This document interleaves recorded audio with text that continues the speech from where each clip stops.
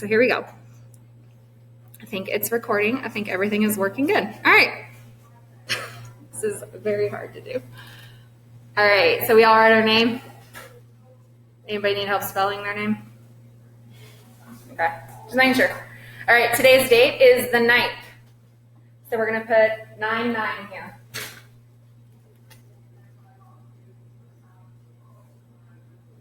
Okay. So today is the 9th. We'll just put 9/9. You ready? I just started where you left off when we went virtual because I assume your kids did what our first kids did and just logged off the face of the earth. Okay. All right, equations of lines. If this starts to look weird, will you tell me because I can't see it on this screen? Okay. All right. Equations of lines. What is slope-intercept form? And Franklin, you can communicate if you want. You can unmute your mic to ask questions. Don't feel isolated, okay? What is slope-intercept form?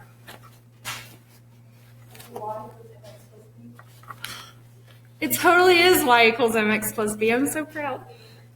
Okay, so slope-intercept form is y equals mx plus b. Good job. So what this equation is it tells you how to graph a line. Okay, so remember plotting slope, counting slope.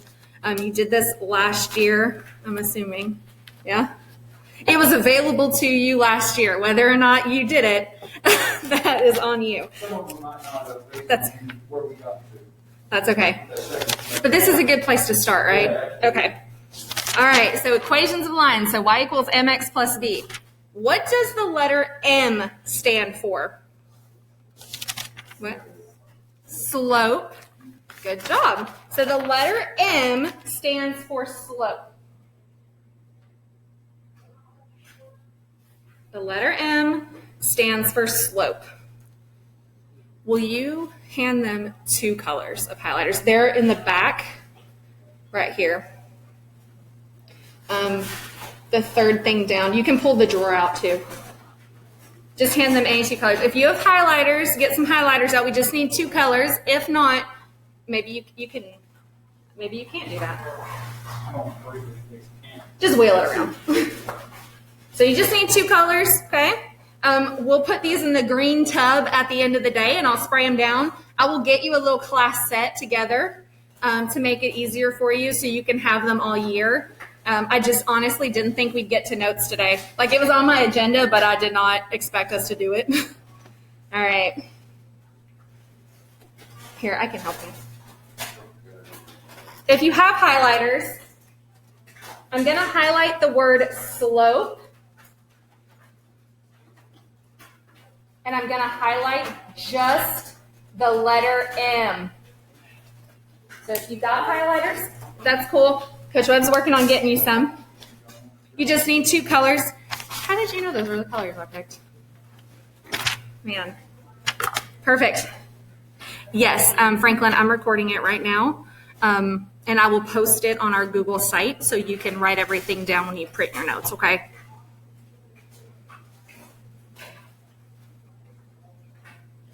Okay. All right, so you're going to highlight slope in whatever color you want to. It's up to you. What does the letter B stand for? The what? The y-intercept. You're killing it today. Y-intercept. So the letter B, and I'm going to highlight the plus as well, because if it's minus, my y-intercept is negative. If it's positive, my y-intercept is positive. So I'm going to highlight intercept. Okay. And right underneath it, I'm going to put an arrow and put y-intercept.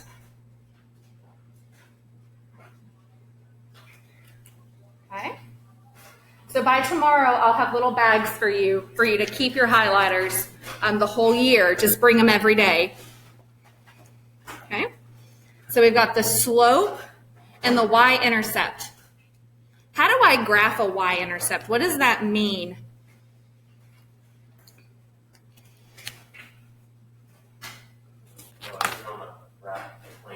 Okay, where am I going to graph it on the plane? You're on the right track. I'm going to put it somewhere on that plane, but where? It's not called the origin intercept. Yeah, the y-intercept is on the y-axis. So remember the xy plane goes like this. Here you go, Franklin, if you can see that. The xy plane goes like this. Which one's the y? Left or right? This one? That's X. That's x. Up and down is a Y. Up and down is y. Left to right is x. Okay, we'll get plenty of practice, don't worry. All right, so notice that the equation of the line is titled with what you need to graph it. To graph slope-intercept form, I need a slope and a y-intercept. So when it's written slope-intercept form, that's the two things I need to graph it. I need to know the slope and I need to know the y-intercept, okay? Let's practice writing it. So we want to write this in slope-intercept form. My m value is -3/4, and my b value is 2. How do I put that into slope-intercept form?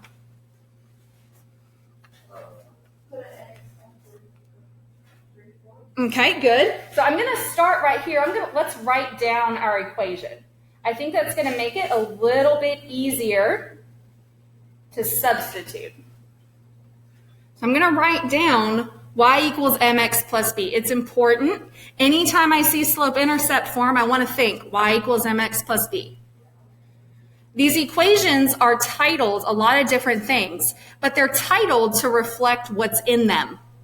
So inside of slope-intercept form, I need a slope and an intercept. Okay. So we've got y equals, what should we replace m with? Good, -3/4. What follows that? 2. Okay, am I just going to put -3/4 and then 2? Okay. I need x. X plus 2. How do I know it's plus 2? The 2 is positive. Good job. Now remember, if the 2 is negative, that would say -2. Okay, good job. So right here, I'm going to match my color. I used yellow for slope. This is slope. I'm going to plug it in right here. Do we highlight x? Is x a part of my slope? No. We need x to help us graph. Okay. And then our y-intercept, I used green.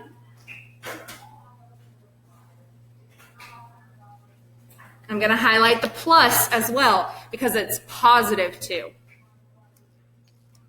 Franklin, do you have any questions or anything? Okay, good. All right. Try the next 2 on your own. All right, let's do number 2. How do we write this equation for number 2?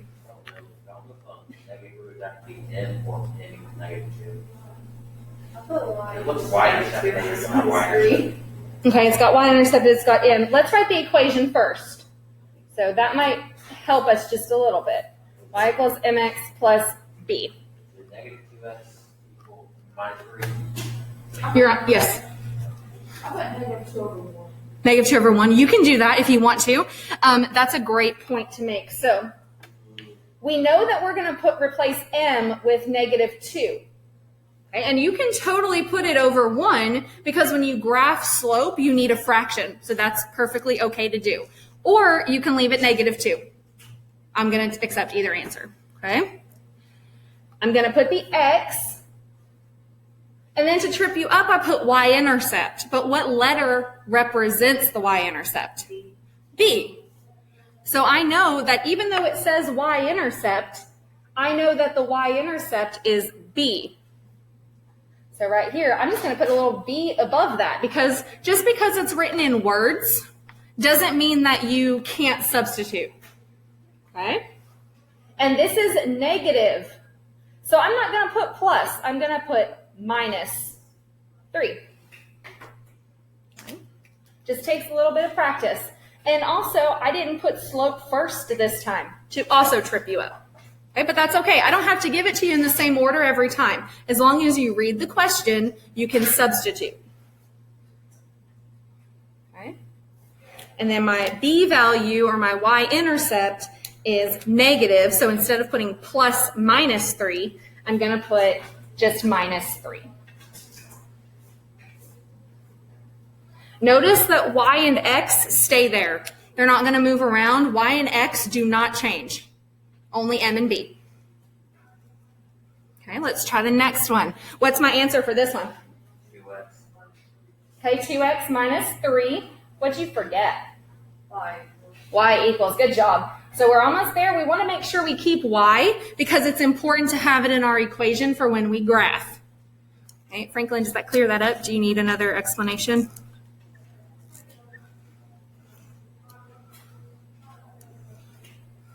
Okay. All right, so again, my slope value is 2. So x is not a part of slope ever. Okay. On page 2, there are some examples. I think there's 4 examples, right, on page 2. I'm trying to avoid handing out calculators because I haven't wrapped them in plastic yet. So on page 2, there are 4 practice problems. Go ahead and do those 4 practice problems on page 2.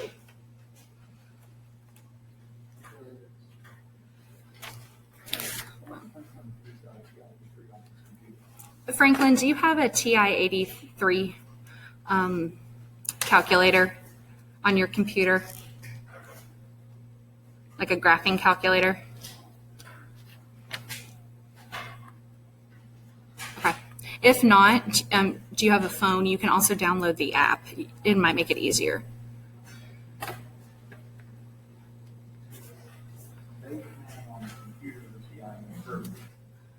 All right, so let's go ahead and go over these 4. All right, so let's say, who's got number 1? Who wants to tell me their answer? All right. It's Cheyenne. Yes. Okay. Is that what you want to be called? Okay. All right. What's answer number 1? It's y equals 3 over 4x minus 7. Good. Good job. Remember, y and x always stay there. Y and x are part of your equation. They don't move. You just substitute m and b out. Good job. All right. Pick somebody. Oh, do you want to answer? Okay. Let me learn your name again. You go by Gabe or Gabriel? Gabe. All right, I'm going to cross this name off. All right, Gabe, go ahead. 3 Okay, what goes in front? y. Good job. Y equals 3 over 5x plus 12. Any other volunteers? Savannah. Okay. Good job. Y equals 13x minus 2. Anybody for 4? Tabby? Y equals negative 3 over 5 plus 1. Good. Y equals negative 3, 5. What goes after that? X. Did you say x? Yeah. I might not have heard you. I'm sorry. Fine. Plus 1. For some reason, I don't know why, but this last one, so many of you left x out, but you put x in all the other ones. Is there a reason? Did something about this problem make you forget x? Yeah. I don't know, about 4 or 5 of you, that was the only one you left x out of, and I didn't know if it was like the fraction. I don't know. Okay. We're feeling confident? All right. I'm going to try to avoid getting calculators out. I don't think we really need the calculators for number 1 now. What do you think? To solve for y? No. Okay. All right, let's go ahead and practice writing in slope-intercept form. So we're going to go back to page 1.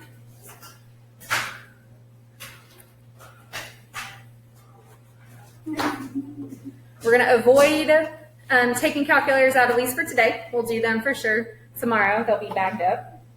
So we want to rearrange this example. It says changing an equation from standard form to slope-intercept form. This is So we have 3x minus 2y equals 7, but we want to change that to slope-intercept form. Because what is slope-intercept form? Okay, how do you do it? Okay, you're on the right track. What is slope-intercept form? How do I read it? Okay. Tabby says it's y equals mx plus b. So do I want to, you're not wrong to move y, but do you want to move y? No, we want to keep y on the left because my equation starts with y by itself. So what else should I move? Should move the x because x belongs on the right-hand side. So what I want you to do at the very beginning of this is find the y value and just highlight y. I hate to use it in the same color. It's fine. I'll get over it. Y, because it's not the slope.